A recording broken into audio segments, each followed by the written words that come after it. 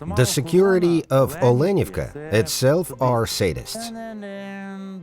Sheremetyevo Airport, Dmytro. Heard inside, glory to Ukraine. I said, me exchanged, Alona, I'm home. There are commanders for which I would bite someone's throat. Well, from 700 meters I will shoot a person that they will see that I'm rotting. I was thrown into the hospital that was called Zhelezyaka. How do you know that there is a nuclear bomb shelter there? An airstrike is expected. And the most important thing is that it was invented by Muscovites.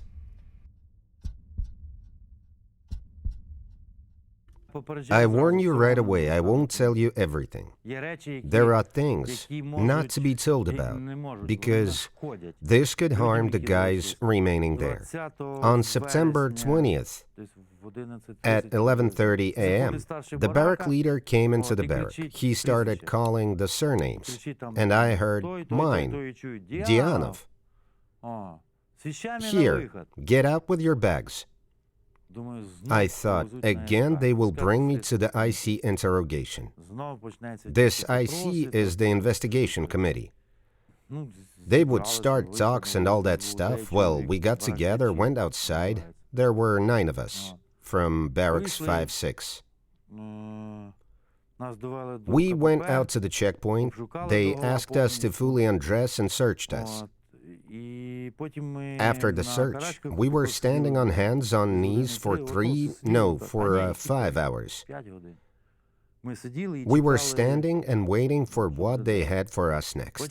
Then I saw that from the left side they were guiding the Marine commanders. Volina, I know him good.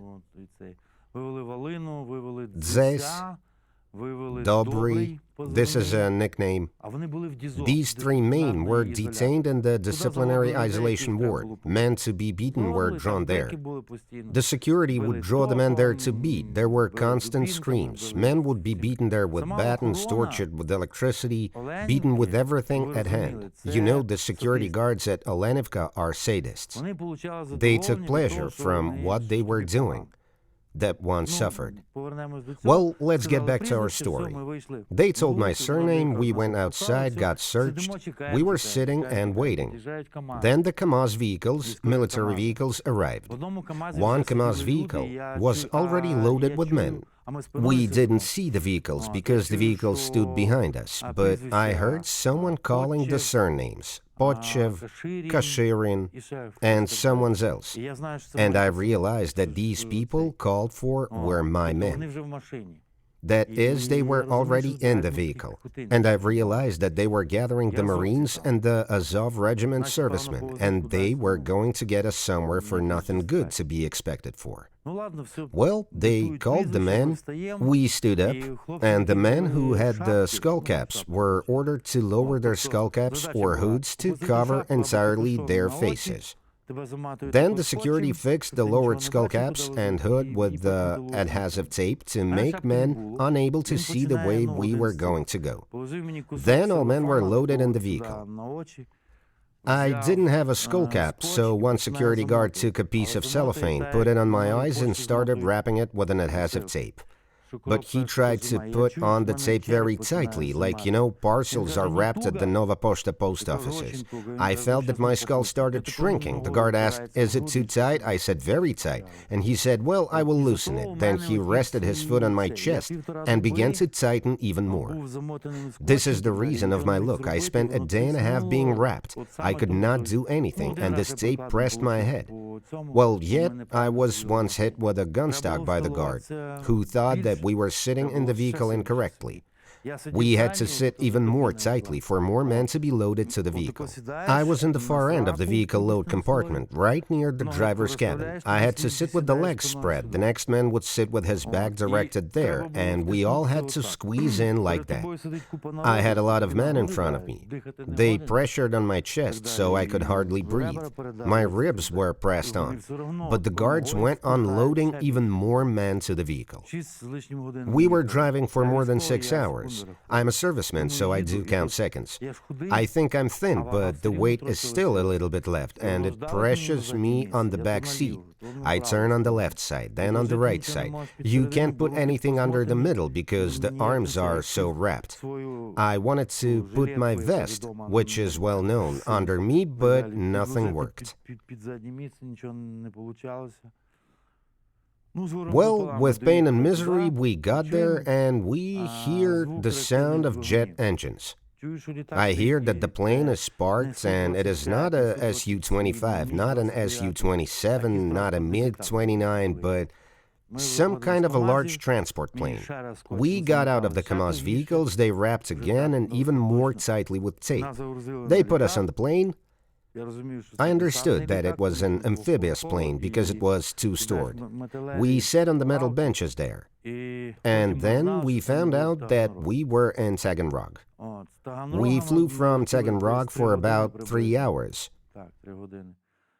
They flew somewhere and unloaded Volina from the plane. Unloading him, they would tell, "How is it going? You filmed a video saying you will meet Kadyrov and deal with him, so wait for him to meet you." He is taken out of the plane. I listened to everything, then outside he's told, "On your knees." I understood that he stood up. The plane is closing, we are being refueled, and at that moment I hear the planes landing and getting up. I hear plane number Sheremetyevo Airport to airport. This is Moscow. I have not heard Sheremetyevo to or Sheremetyevo. Well, that was Moscow by 100%, I thought. Whoa, in general. Then I managed to get the tape off my hands. I took the tape and listened to where guards were sitting, and I heard that there were no more guards on the left. One went to that side, the other went to that side. There was no one from above. I pulled off the cellophane that was put here was black, and the adhesive tape was light. I slowly, little by little, pulled the adhesive tape aside. That's why I got these wounds. Then because I pulled it, I took off the skin. And accordingly, when the tape is transparent, the sun even passes through your eyelids. That is, I understood that I was sitting like this, the side goes like this, the nose of the plane goes here, the tail goes here, and the portholes go in front of me. I understand where the sun is coming from, and by the sun, I begin to understand that we're flying to the northwest. That is, we fly up and here. And then I lost hope that we were flying to Belarus just then because I understood that we were in Moscow and the plane was just turning in that direction. We flew for 2 hours, so we landed. The plane opened, and I hear no planes, nothing, and engines running. The engines worked, and the engines are no longer of Kamaz vehicles. I thought until the end, well, really, they're going to change us after all. And there were exactly 200 of us. They counted there were 99 on the second floor and 101 on the first. We are in alphabetical order. My surname starts with D, so I was somewhere there in the first lists. And they take me out in the same way. Everyone, hands all straight, saw that I was without tape, but no one touched me anymore. No one touches me, and they lead me carefully. I'm like that, I think, really? We get uncomfortable buses, not Kamaz vehicles. Hope again raises even more. We start to drive, and I again understand with my left and right eyes that it is now about 5 o'clock there, 17:00, and the light is on my right side. Respectively, on the left side is the east, on the right side is the west. The sun is there, so we are going southward. I thought that was Belarus for sure, that we were going from Belarus to Ukraine. Well, I'm a military man, I can determine the directions.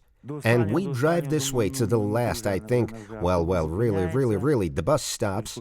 The guards got out, I hear someone getting into the car, I hear in the middle, "Glory to Ukraine," and that's all. And at first I wanted, well, to play them. Well, something like, "What's up, sister?" There's some kind of a joke, but it didn't work out for me. I said I was exchanged, I'm at home, hello. The city began to be shelled on the 20th. We were in the Vodyane village. We stopped at the beginning of December at Vodyane village because until the 19th year, we could not take one hill. There is such a hill near the Vodyane called Hill 73. The separatists themselves called that hill the Audacious Hill. They were very proud of it. For 4 years, no one could knock out the separatists from there at all. This is such a convenient hill. Well, simply, and they could fire both to the right and to the left in 360 degrees they had. Our battalion commander, Viktor Alexandrovich Sikoza, happened to be there at that moment. We agreed with the commander of the 2nd Battalion of the 79th Brigade, called Sergeant Mykhailo, and we knocked them out of there. Knocked out 1,300 meters of forest strip. The whole company was knocked out. We took those corpses out of there because everything stank there, because everything was covered with mines and so on. And we took that hill. There was such pride. No one could do that for 4 years, but we did. We immediately arranged the positions, and for 3 years in a row we were on that hill. Before that, we stationed in Shirokino all the time. Our battalion, and in Shirokino we destroyed a lot of personnel and equipment. But the battalion commander came up to us and said, "Right now there are very heavy battles in the Vodyane, and now the enemy is going to our soldiers at the Vodyane. What we did to them in Shirokino. Let's do the same at the Vodyane. That's all, Commander, no questions asked." And we have been there for 3 years, 2019, 20 and 21, and of course we watched the news. Well, Putin pulled up the troops. Indeed, he always pulled up. That is, there was always this border, Belarus and Russia, like east and north, always. There were always some troops training there. Such questions. Well, he pulled the troops. Well, okay. And then a new brigade commander comes to us there. They changed the battalion commander and the brigade commander before the very war.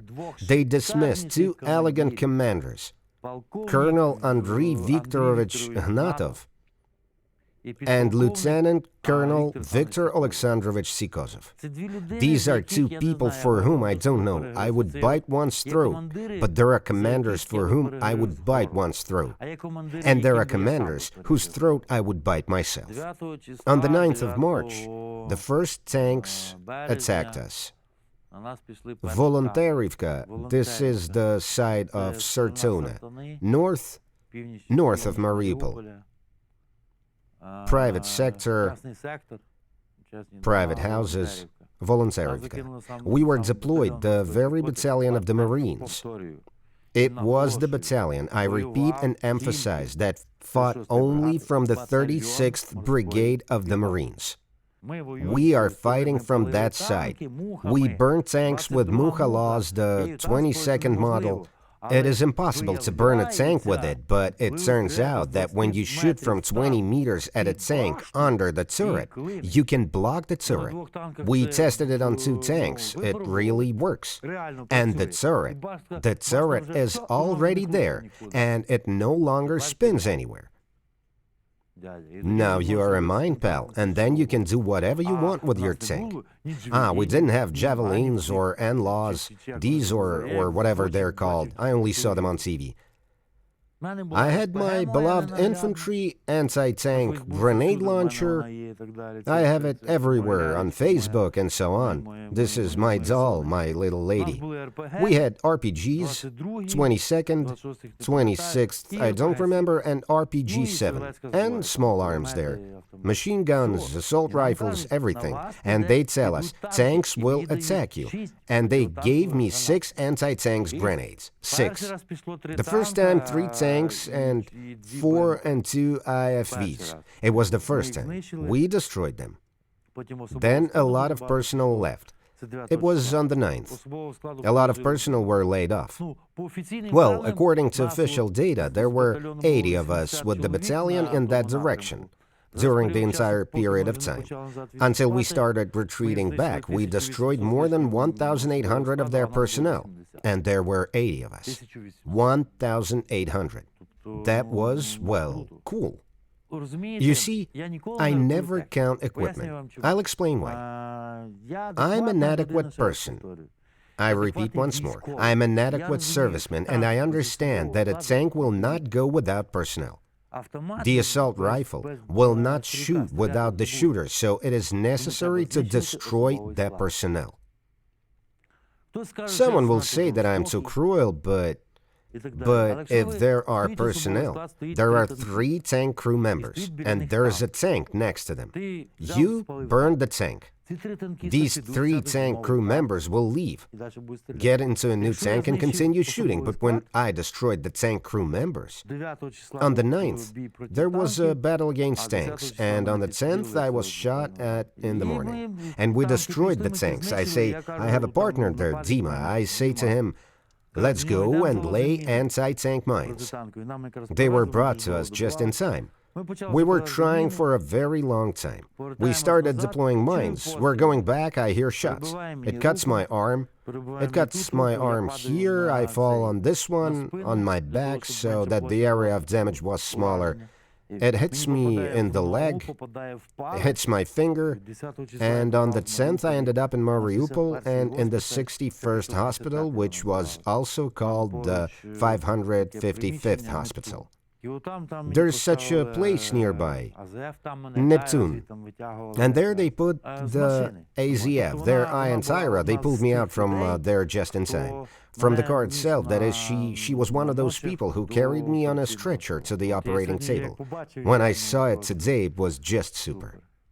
In the evening, I regained consciousness after anesthesia.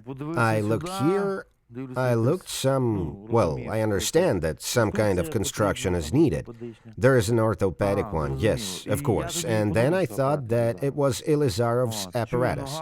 That is, I can feel the leg, it's bad there, and the leg was in a cast. Because here, you see, here is the input and the output. Here the bone was hit and the finger was completely broken. It hung on the skin. It was literally collected from pieces. And here it is. Here it is not flowing, here it is interrupted. But on this side, the input and output are at once, like this, through the hand. That's it, all of them. 4 bullet wounds, that's it. And I came to my senses there. I looked at the whole thing there. The boys were coming, that's all. And on the 12th, someone came with the boys, and they say that the battles are going on here, on Port City. This is the Zaporizhia side, in that direction. How to go, I understood everything. They encircle us. The fighting is going on, that is, they saw 2 tanks, 3 tanks, they burned tanks. They came again, they burned again, then they burned our tanks. Well, the fighting is going on. An aerial bomb clearly hit the Neptune here. And then I'm lying in this, I was in surgery, and on the right side, through the wall, there was resuscitation. And the windows were closed. The windows were in front of me, and there were windows, and there were 1, 2, 3, 4, 5, 6, 7 men with me. So there were 8 of us together. Neptune was shelled. Our room was shaking so much, I said, well, they're aiming, I say, at the hospital. Well, where, I say, are they going to hit the hospital? Well, they're Russians. Okay, they're separatists. Well, Russians, they're military personnel. They understand what I'm saying. The shelling at the surgery on the right and the windows just fly into this together with the bags. I just threw a blanket and managed to cover myself. All the fragments flew like that, and I take off the blanket, and with that plaster, with that whole thing on adrenaline, I stand in the opening. I raise it in the opening, well, like that. I run from the ward. In the ward like that opening, I stand like that, I raise my eyes up, then I lower them like that down, and in the corridor, because in the corridor people were lying too. Well, a bunch of dead people. And they were just lying there. The blast wave passed completely through the corridor and so on. And they were lying. One old woman was lying, already snoring. I understand that even if one of them is alive, and I'm an instructor in tactical medicine, I will not be able to help them because I only have one working hand and a leg, and this leg is not working. I'm not even like that. And I think now I'm going to lie down like that, and now one more hit maker. We went to the basement there inside, sat in the basement, spent the night, slept on the floor, went upstairs. Took us, that's how I understood that was the Azovmash.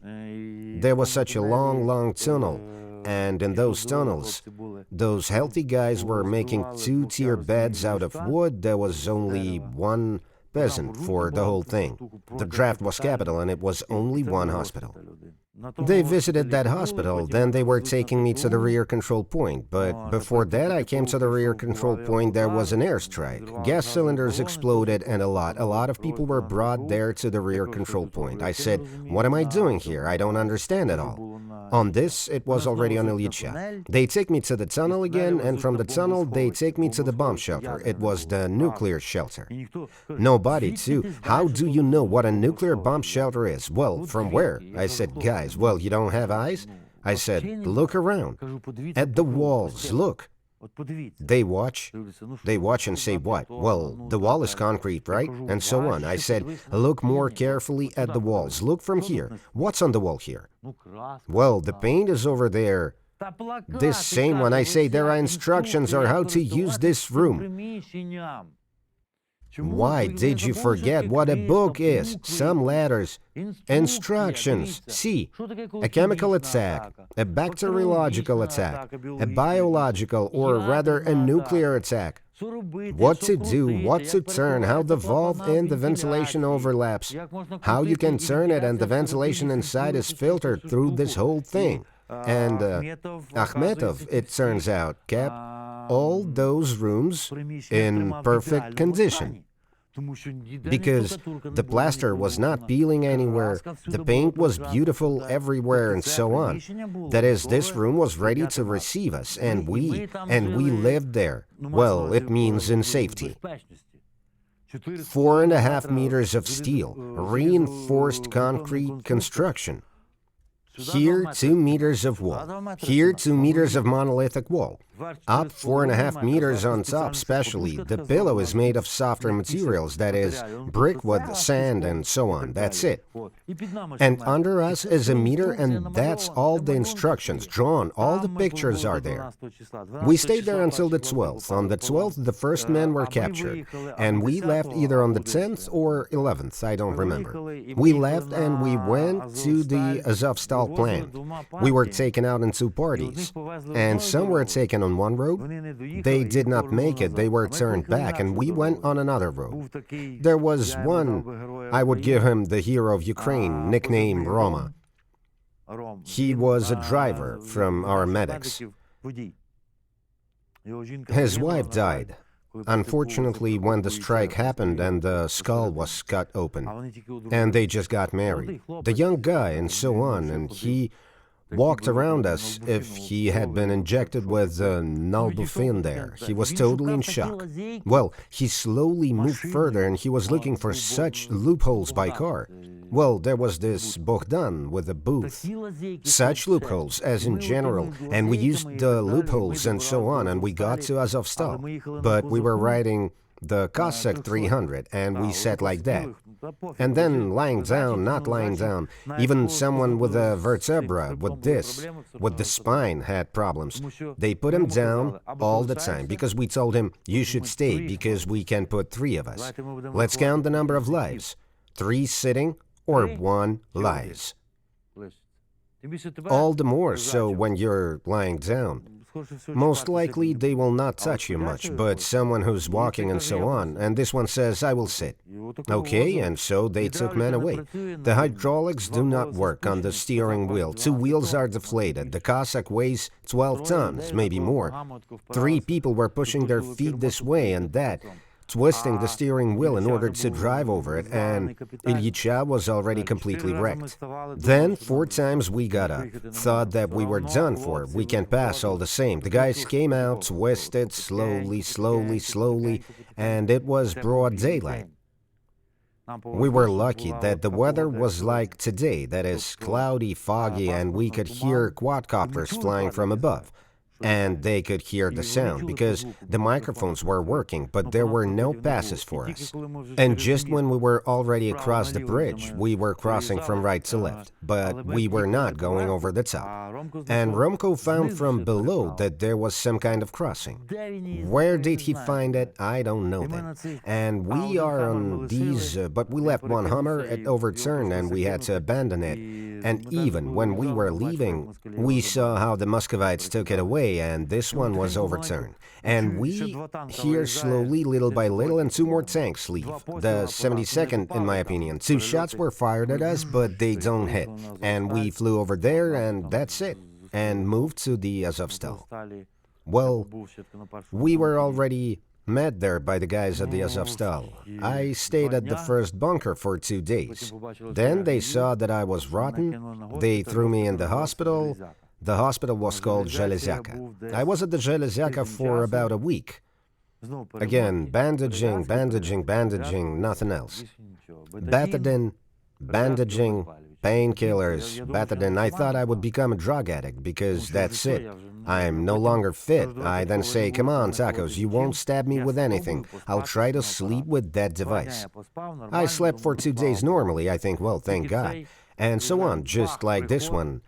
We're coming, bang, come, I'm spinning like that. I'm hitting the ground with that device, these gears are bending like that, and again. And give me an anesthetic again, Carvalol, Barbaval. I asked why Carvalol, Barbaval? Well, these are sedatives. That is, I swallowed half a can, I tell you honestly, I drink half a can of this, it hurts, but I didn't care. From Zhelezyaka, we were already taken to Gerolo, and we were on Gerolo to the very exit. This, it was not a hospital. The hospital was the Zhelezyaka. And the Zhelezyaka was hit as well. There were just as many dead people. There were Bastion 1, and the commanders were sitting at head the Bastion. They would approach it, hit us in a full scale. The encirclement narrowed and so on. But since there were constant battles on March 10th, I was fitted with an external fixation device. This is not Elizarov's apparatus. Long spikes were sticking out like that. I used to say that I could search for Wi-Fi, catch the internet with this device. And we ran all the time, so I didn't even tell anyone about it, because Volina strictly forbade me, that is. And sometimes I'm asked, where have you been? Where have you been? I said, I went there to collect firewood, something else, and so on. No, I went with an assault rifle, went with the boys, sat down in positions and so on. I just shoot really well, and that means I'm there, well, 700 meters, I'll hit a person, there's nothing to talk about. If the assault rifle is aimed well, but what is the difference if you hold it against yourself and that's all? Moreover, it is an assault rifle, it fires bursts. I shoot, when I pull the trigger, all 30 cartridges fly out, one of them hits. So, I was with the assault rifle on the other side, and without an assault rifle, there I got hold, and there I fell under the shelling. I was spinning, there I fell, and all the threads came loose, and that is, accordingly, there was no content from that device. It had to be removed. And the wounds are constantly open because the spikes stick out, and it rotted. The device came off because the device is put under special tension to hold the bone. And I don't know, I don't understand. Doctors, what? We were in the encirclement. There was no delivery, there was nothing. We ate rotten food. There were two stores, shop number 10 and shop number 20. Azovstal, the same ones, that's it. And we used to run there and the refrigerators didn't work, nothing worked. There were some chicken wings there and so on, and you sniff and they stink. We would place the wings to the pan and go. Everyone had diarrhea, almost 100% of us, almost constantly, but you had nothing to do but eat the food you cooked. You may do nothing, but you have to eat, and there was dust everywhere because, well, constant shelling, aviation. We were bombarded not just by airplanes, but by bombers. That is, the squadron was flying, and well, an airstrike is expected. Thousands of bombs. When we went upstairs for the second time, well, there was nothing there. There were rips. There was one rip. Then the bus was completely in the rip. That's how I understood that there was an explosion in front of the bus. The cab was blown up and then it drove off. At Azovstal, yes. Azovstal, it was a horror. I went out for 2 days after that, then my hand was wounded again. Then one of those warned Volina and I was punished, and I stayed downstairs and I just went there to collect firewood so that there was something to burn, eat. I personally pulled out 2 generators from there and the ATB because there was no more light and so on. The guys took pasta, cereals and so on. Then I looked and the local population of the outskirts of Mariupol, they are, alcohol dependent. I specifically said this one. And they pounced on elite alcohol, on all that stuff. I took rifle, first shot 2 times in the air, they were scared. I say, well, obscene language, drove them out of it all and shot the whole alcohol completely. You're fascists, how is it possible? Only fascists can shoot alcohol. We left only the vodka. We left the vodka itself, and the bandaging, and so on. And this one. I don't argue, yes, sometimes the guys would drink 100 grams. It was cold, well, because it was cold. We woke up in the morning. You wake up and you are wet. Just wet, and you have to go at 6 in the morning. I specifically took the 6th for the 6th morning fast, and because it is the coldest period of the day, but the way I have long been the war, I well survived it, I know how to fight with it, and so on. Accordingly, I took a partner, and I say, guys, give me this one, listen, you won't be able to stand it. I still endured the first day like this, then I think, wait, we're in the private sector. I think you still have to walk around the houses, look around well. I immediately go into the bathroom, hair dryer. I turn it on, everything, the generator's working, I plug it into the socket, pull off the t-shirt and I go inside. Oh, that's it, I'm dry. Everything's fine and so on, everything, and left. So we fought. From the 15th to the 16th. There was a critical moment when we were able to partially restore the Starlink, which we had, because there was shelling, and each of us had 30 seconds to write home some messages, some message if possible. And they immediately warned, guys, that's all. On the 15th, 16th or 15th of May, the Supreme Commander-in-Chief came back saying that we should lay down our arms and stop the military operation to defend Mariupol. Accordingly, everything we did, that is, was not a surrender. We followed the president's order. That was an order. And that's all. I went out with this device and I kept telling them, I'm rotten, it's flowing, and so on. Our doctors came there a couple of times. Well, Doctors came every week, and at first they came accompanied by doctors from Donetsk. Donetsk doctors. Well, Donetsk doctors. And so on. They came, and all this was accompanied by the guards. They were there with weapons, well, like batons there, here and there, everything. They looked so that sometimes they didn't hand us some ampoule, some syringe there, or some needle, and that's all. We were bandaged, I was constantly open, then some doctor from Donetsk, I don't remember his name, he says, "You gotta take it off, you gotta take it off. I said, "Thank you for telling me about it, what can I do?" I understand that the two lower spikes were already moving like that in the bone. That is, the thread that was in the bone is broken. It is just two holes that I go through, like in a nut. The thread is broken and the bolt goes inside like that. And I lie down on my arm. Well, I lie down on my side. It hurts a lot, that's all. It twists my arm, and with half-hearted grief, they managed to take me to Donetsk in August. Well, we arrived in Donetsk, I lay down, I was injected with antibiotics, an X-ray was taken, that's it. And the doctor came. He was not a doctor, in my opinion. I don't know. And a nurse came who did bandages. He said, "Well, Misha, let's take off your device." I say, "We take off, yes, in any way," and so on. I watch him pulling out the car wrenches. I see a car set and pliers, rusty, simple pliers. There were 13-size nuts. But the wrench did not fit to the head of the nuts.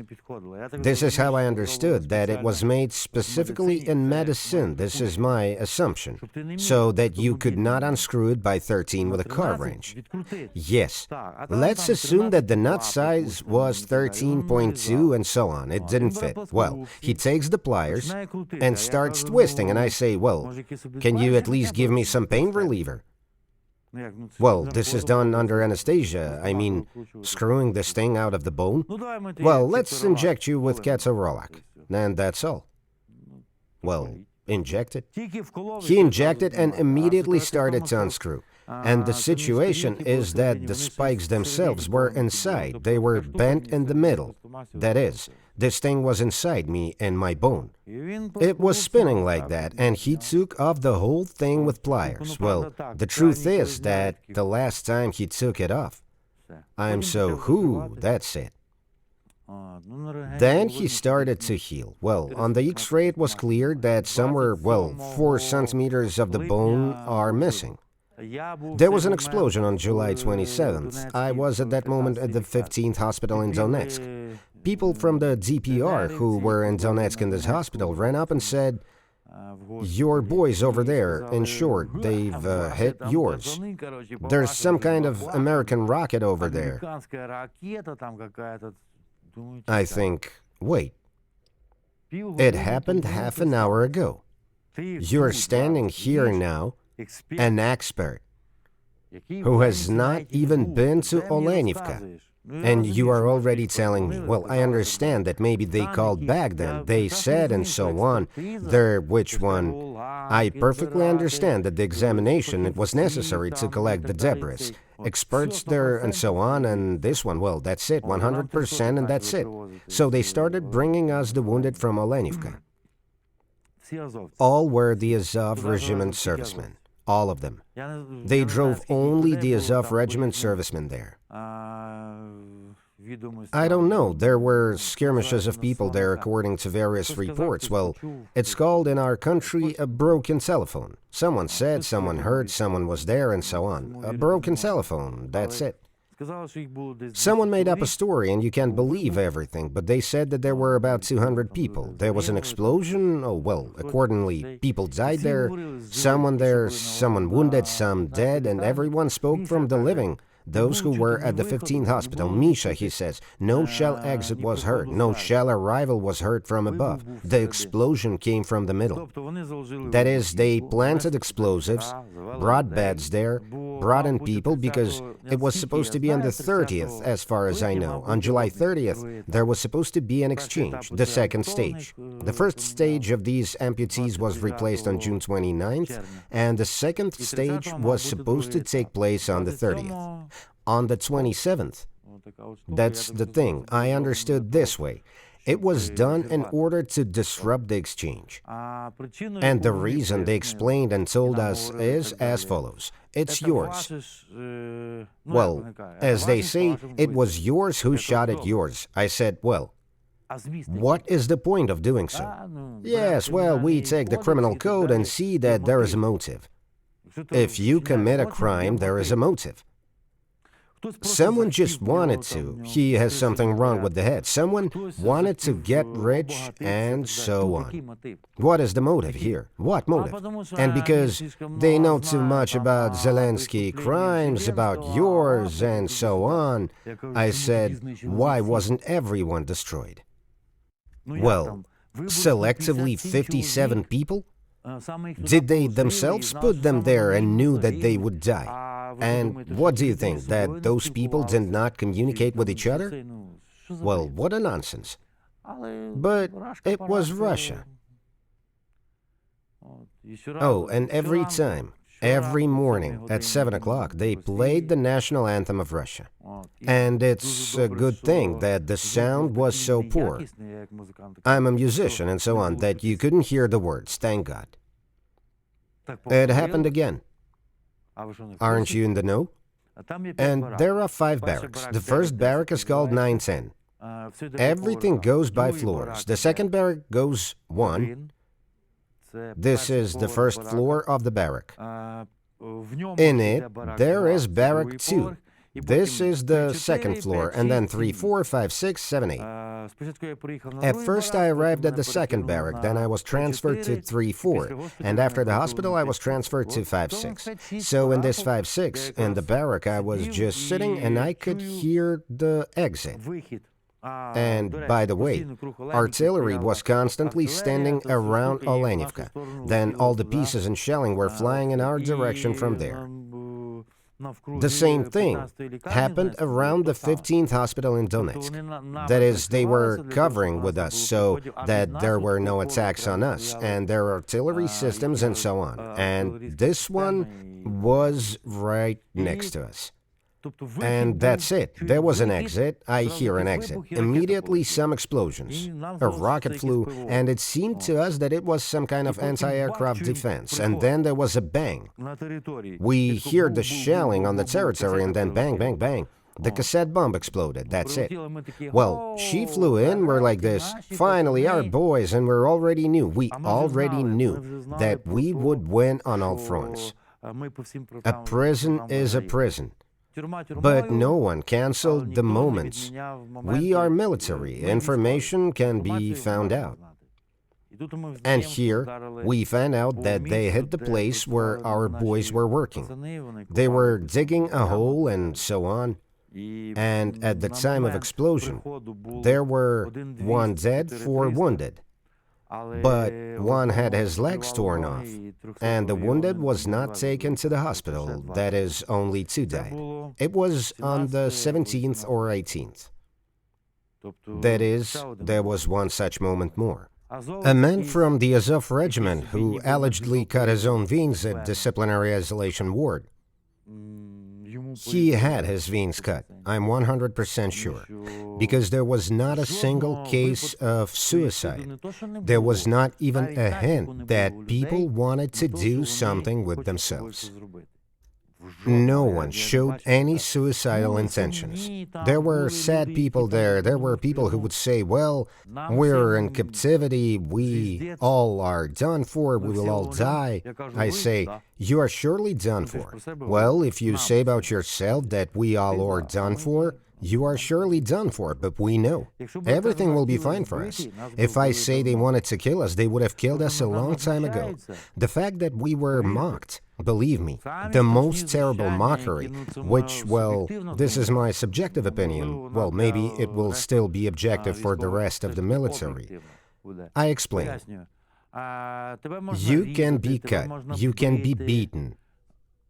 You can be wound with tape, and it hurts very much, and so on. You can endure the pain. My dear, you just even switch and so on. And this one. Hunger is everything. It's just horror. If you at Azovstal could invent something for yourself there, change it for something, the guys who are completely healthy there, they went a little bit to some further positions and you could get something there. Abandoned positions, positions where they were destroyed, where the enemy was destroyed, everything edible as much as possible. In Olenivka, you ate what they gave you. Combined feed. Well, I don't know. Does anyone know what compound food is? Combined food is cooked without salt. There was the salt, but it was prohibited to give it to us, so that we would not get minerals. Sugar. Well, maybe they put 2 teaspoons of sugar in that 40-liter or 200-liter tank. Maybe they threw it there. The ration was as follows. Breakfast, a plate of combined feed, a large disposable glass.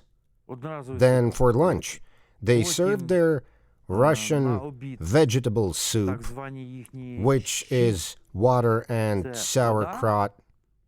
Well, a little bit of that cabbage and so on. If you're very lucky, there will be a piece of potato. In the evening, they served the combined feed again. At the same time, everyone was given such a piece of bread. Let's take a Snickers. But no, not a big one.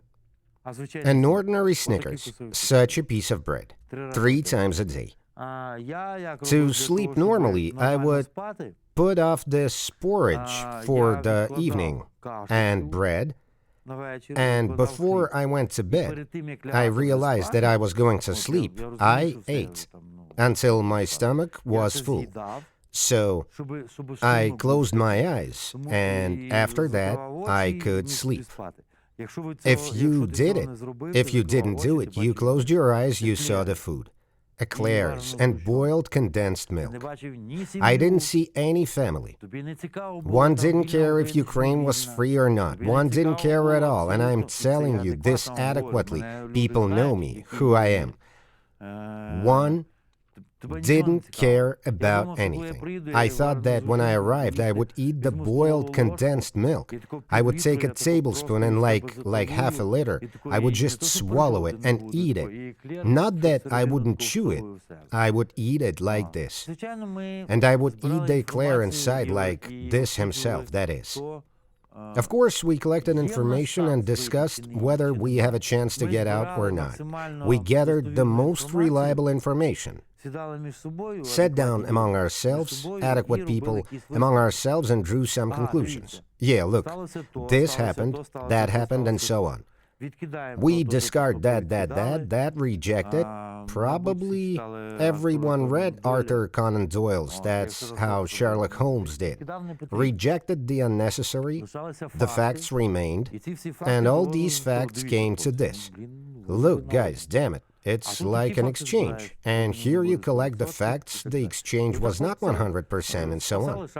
And so we were spending time playing chess, backgammon. There were no cards at all. I did not see anyone playing cards. There were books, but a book was a luxury. Any book. In order to take and read a book, it was necessary to take it from someone. It was necessary to have such an incredible thing as a cigarette or a loaf of bread. And then you were given 2 days maximum. I gave away my lighter to read the Selfish Gene book. That's the title, that's the book. That is, some professor there, a psychologist, tells about genes, why one is selfish, why one is like that, and so on.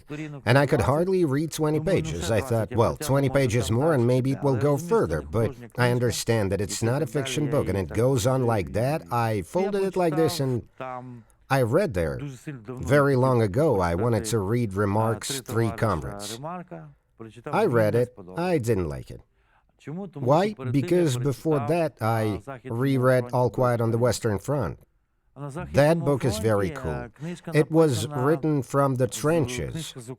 In 2017, I was a translator at the international exercises Sea Breeze at the Shirokii Lan. And the Americans and I, when we talk, the guys there are very powerful and funny. When we talked to Americans and I told them our stories, they were surprised.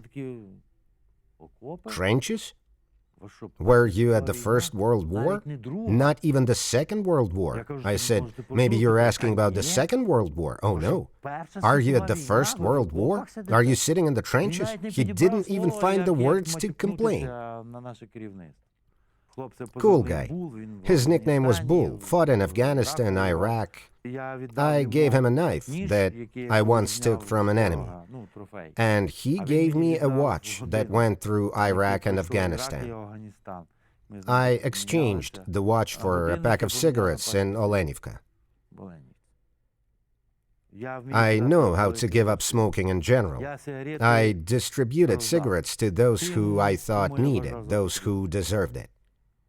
I knew they were addicted. Well, I'm also addicted to cigarettes. I smoke now. I knew that when I returned to the unoccupied territory, I would immediately light a cigarette and so on, although I smoke much less. Well, not much before that. Well, I smoke 5 or 6 cigarettes a day. I have an acquaintance, Olha, who lives in New York. I said, send me some American cigarettes, please. They are smoked less often. And there I just gave it to the guys. Cigarettes are currency. They are currency. I learned one thing there. We get too attached to something. That watch went through the Afghan and Iraqi wars, and on my hand it went through anti-terrorist operation. Anti-terrorist operation plus a full-scale Russian attack, but it's just a watch. It's just a watch. This is an electronic thing, in plastic. It was Casio G6 and so on. I took off this watch, changed it to a cigarette, but when I gave the cigarettes to the guys, their eyes were full of happiness. Wow, but it was just a watch. I will go and buy myself a watch today. The very first interrogation, when there was, the very first on May 17th, we were brought to Olenivka. And here are the photos where I'm all black and so on.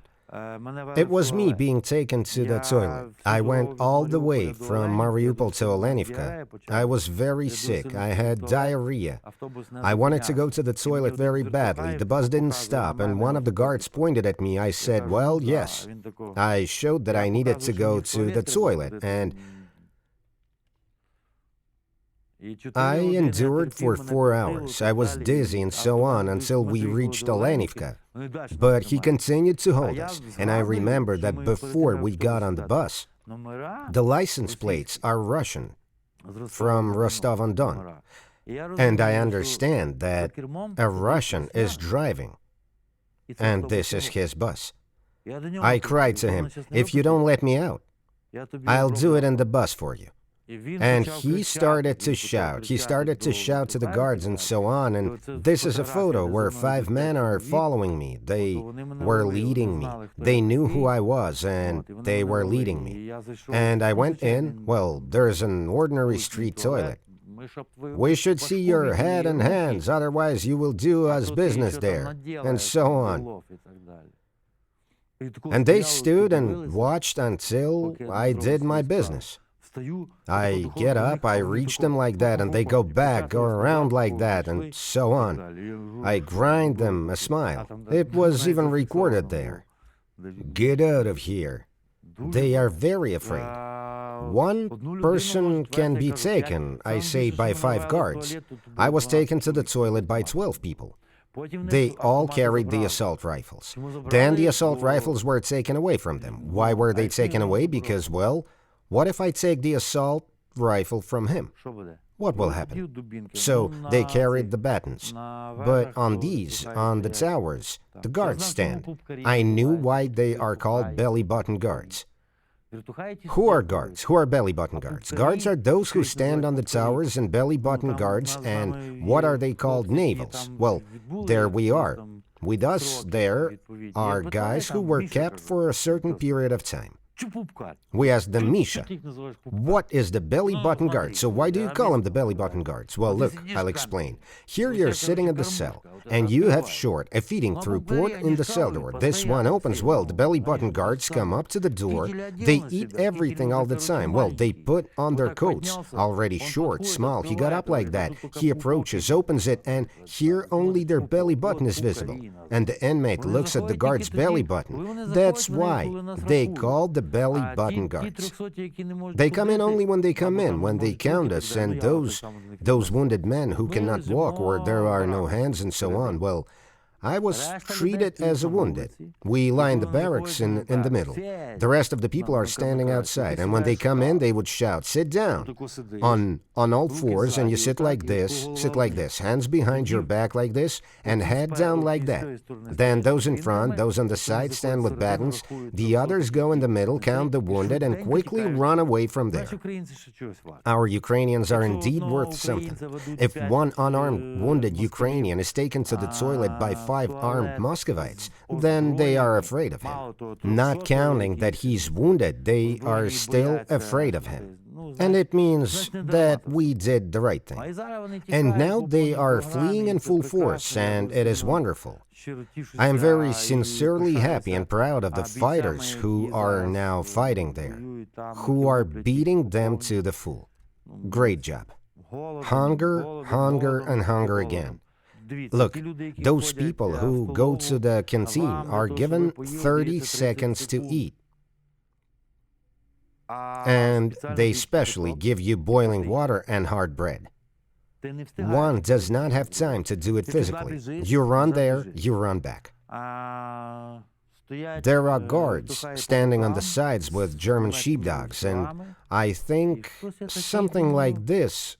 Something reminds me, I saw it somewhere. Yes, the same fascists.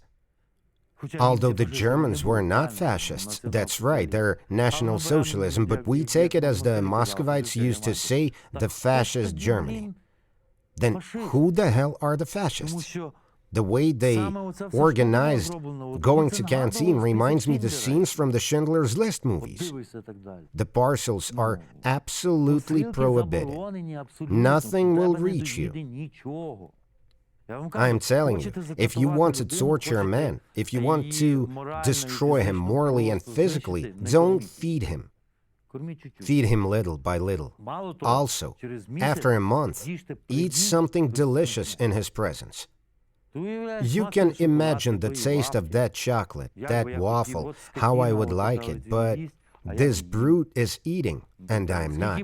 How much would I pay for that chocolate bar? And that's it. In most cases, those who were considered guilty were beaten, but the situation is that one might not even know what his guilt was. It could happen suddenly, after a guard would say that doing something was prohibited. For instance, I could have my eyes or my head turned to wrong direction, after which I would be beaten. Mostly I was beaten when I was driven to the IC interrogations. They would beat me in the bus with an assault rifle in most cases. They would hit me in the head.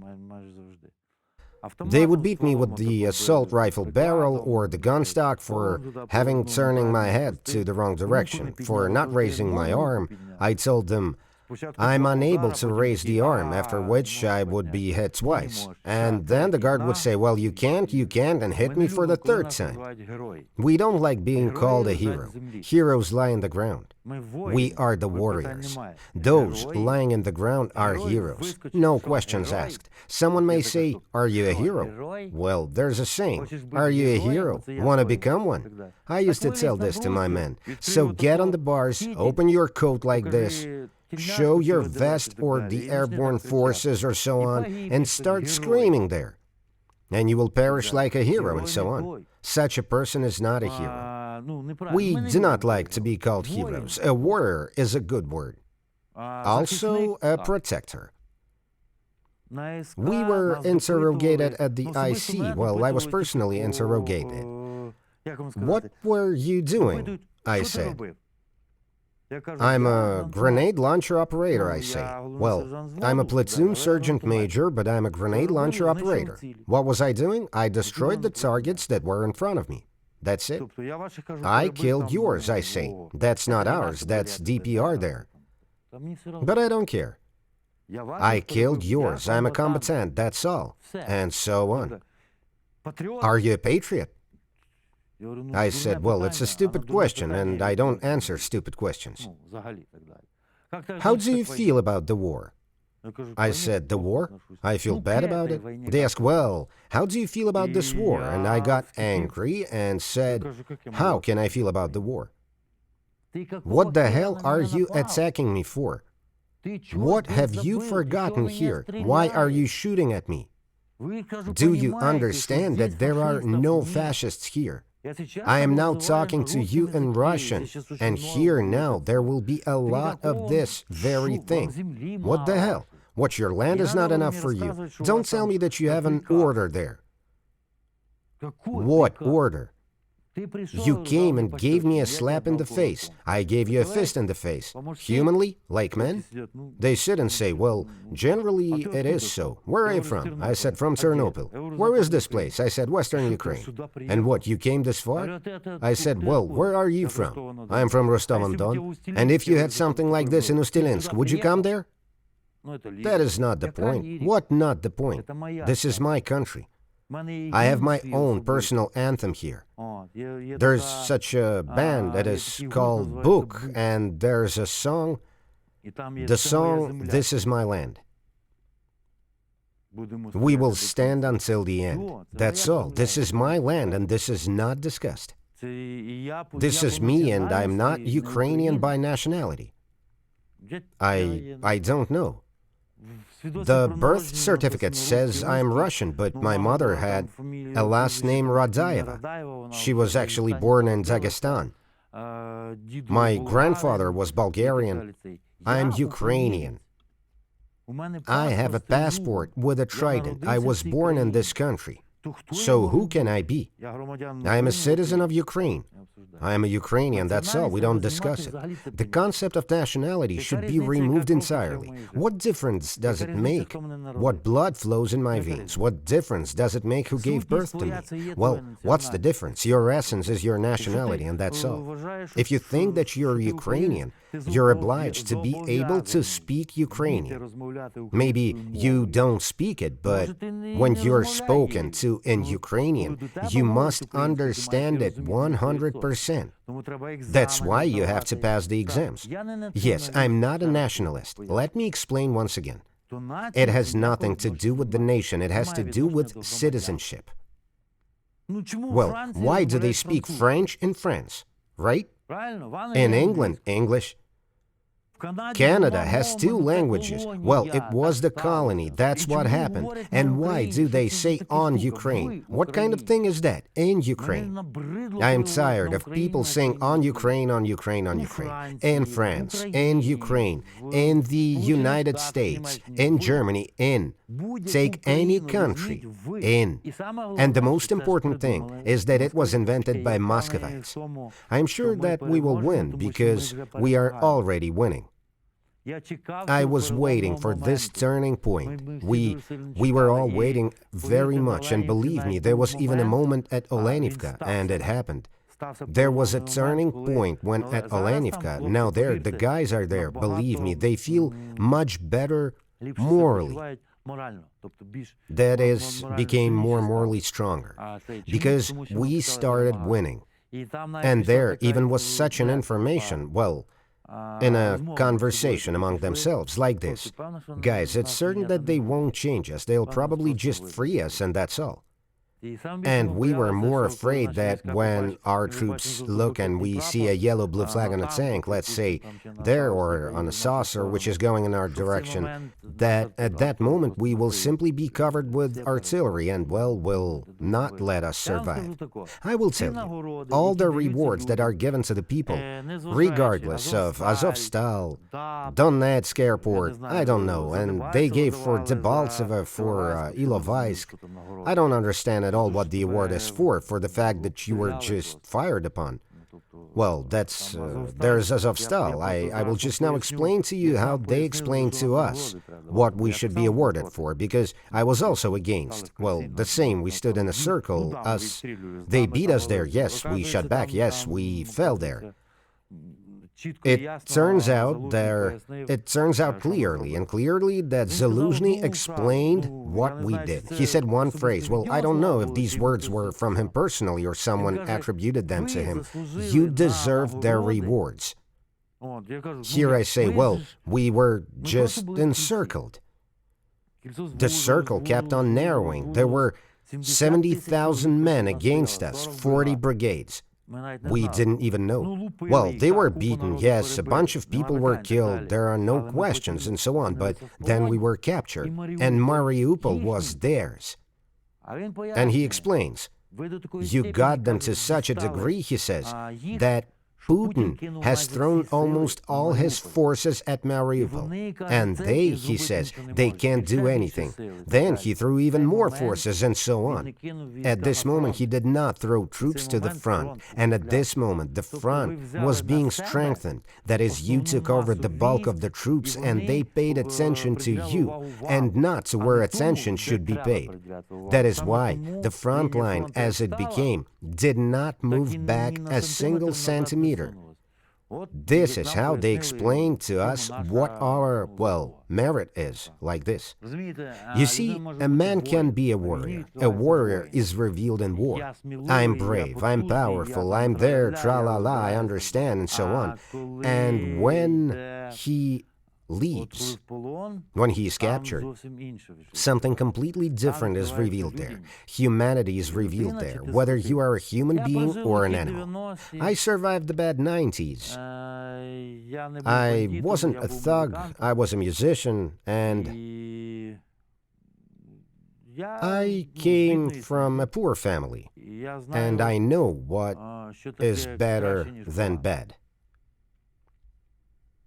That's all. And I know better than bad. And it will be better, better, better. And not only that, I am now, well, at this age, I understand that, well, let's say this. My father once did such a punishment for me. I went to the store. Well, when I was still small, I don't know there, I was 7 years old or what, he gave me a string shopping bag, gave me a can and said, go buy sour cream. I went and bought some sour cream, I'm coming back from the store, and I broke the sour cream. I came home and cried. The father says, why are you crying? I said, I broke the can with the sour cream. You see, he said, well, why do you cry? Why? Does something hurt you? I said, no. Well, why are you crying? Well, I'm crying because I broke the sour cream. Look, when you cry and you're sad and so on, will the sour cream come back? I said no. Well, why are you crying? You have 3 rubles, go again and buy sour cream. Ah, you will punish me. Here is your punishment, you have 3 rubles, go, just be more careful. The fact that you are sad will not change the situation. If you are captured and you understand that you can't do anything, why the hell be sad? Yes, the mood is bad. So come on, gather people with you who are optimists and tell jokes to each other. You won't be able to change anything, but you can raise your mood without any problems. And be it anyone from Olenivka and anyone from my acquaintances will say, well, yes, I supported the boys very much on this, even not even believing in what, even when I didn't believe.